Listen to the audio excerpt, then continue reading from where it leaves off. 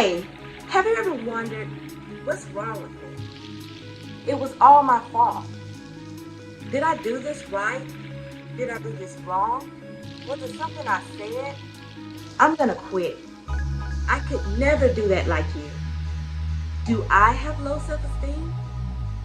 By the end of this video, you'll know 5 of the main reasons why people suffer with low self-esteem, how you can tell if you have it, and what you can do to overcome it. So if that's something that you may be interested in, I want you to keep watching.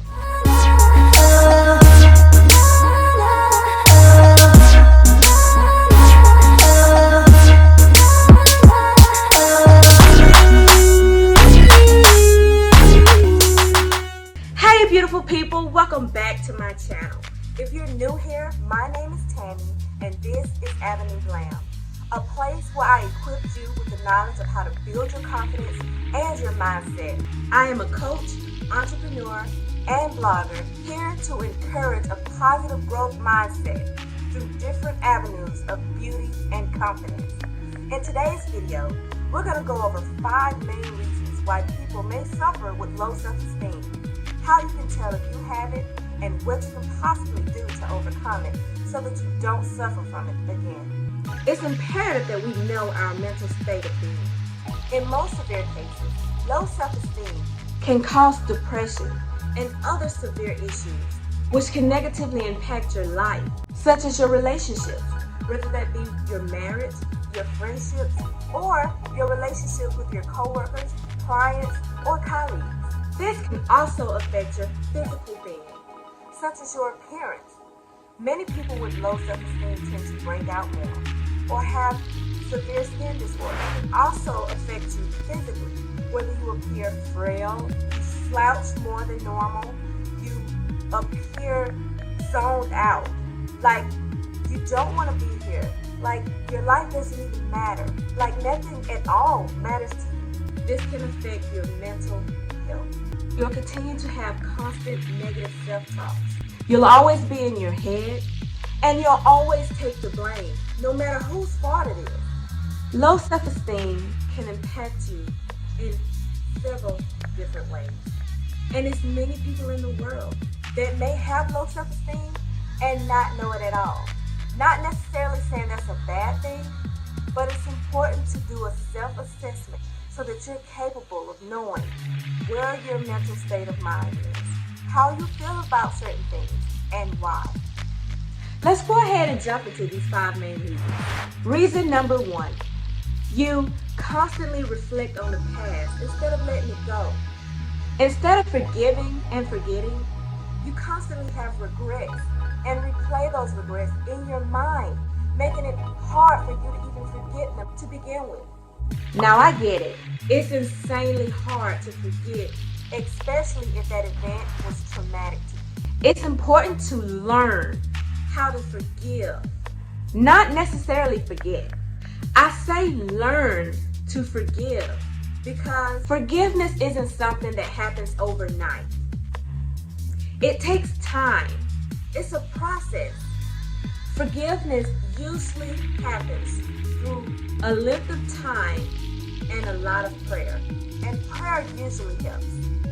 Don't continue to give that person or thing so much power over you that it has the ability to ruin your mood, your day, or your life.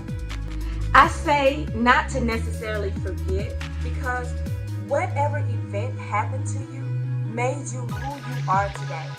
And you want to love who you are and what you've become, not hate yourself. For this reason, it's imperative that you learn to forgive yourself for whatever mistakes you may have made, for whatever embarrassment or regrets that you may have had.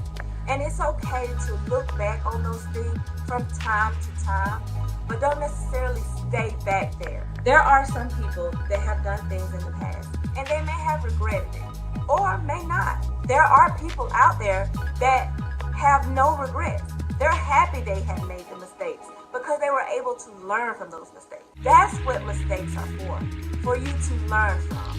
You are going to make mistakes, no matter who you are, how old you are, or where you live. I too had events that happened in my life that made me feel embarrassed.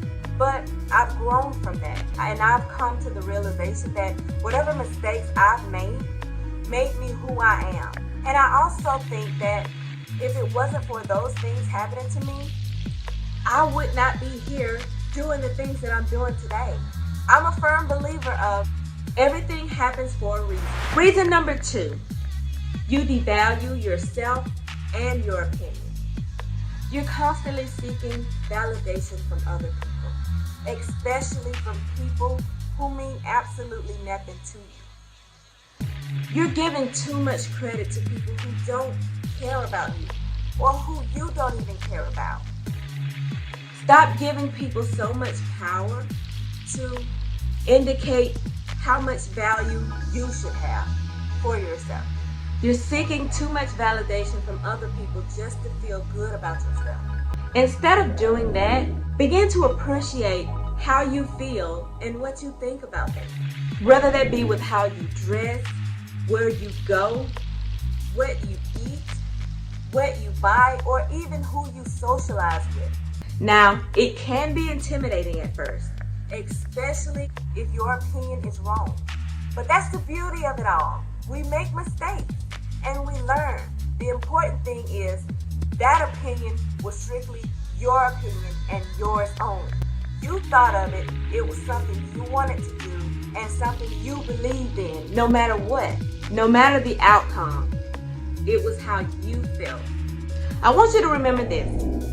It's not about how others see you. It's about how you see yourself. Reason number 3, you think you can't. You're always expecting to fail. And because of this, you constantly have low expectations of yourself. You're constantly focusing on other people's accomplishments instead of focusing on what you have to accomplish and what you can do to impress yourself. Now, focusing too much on what other people have, it can be intimidating. Because if you focus too much on where other people are in their lives and careers, if you haven't done anything, that could put you at a standstill. It could also make you feel like you're not going to be just as good as that person, or what you're doing is not going to succeed because that other person is awesome, or because that other person is popular. Don't think that you can't do anything, because honestly you can. You just have to dig deep within yourself and do it. Period.